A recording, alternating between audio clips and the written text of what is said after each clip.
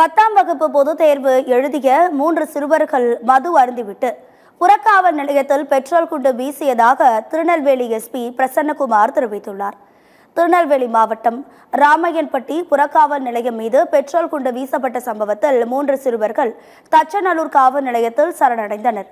இது தொடர்பாக செய்தியாளர்களை சந்தித்த மாவட்ட காவல் கண்காணிப்பாளர் பிரசன்னகுமார், வாகன தணிக்கையில் இருசக்கர வாகனம் ஓட்டி வந்த சிறுவர்களை மடக்கி பிடித்து விசாரணை மேற்கொண்டதில் அவர்களிடம் ஓட்டுநர் உரிமம் இல்லாததால் அந்த வாகனத்தின் சாவியை எடுத்துவிட்டு உங்கள் பெற்றோரை அழைத்துக் கொண்டு காவல் நிலையத்திற்கு வருமாறு போலீசார் அறிவுறுத்தினர்.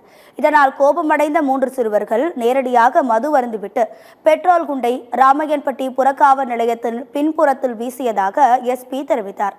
சிறுவர்களுக்கு மது வழங்கியது யார் என்பது தொடர்பாக விசாரணை மேற்கொண்டு வருவதாக கூறிய அவர் 3 சிறுவர்களையும் சிறுவர் சீர்திருத்த பள்ளியில் அடைத்துள்ளதாக தெரிவித்தார். 10ஆம் வகுப்பு பொதுத் தேர்வு எழுதிவிட்டு நாளை ரிசல்ட்டுக்காக காத்திருக்கக்கூடிய சிறுவர்களுக்கு காவல்துறை மீது ஏன் இந்த கோபம் என்பது தொடர்பாக விசாரணை நடத்தப்படும் என்றும் அவர்களுக்கு விழிப்புணர்வு ஏற்படுத்தப்படும் எனவும் எஸ்பி பிரசன்னகுமார் தெரிவித்தார்.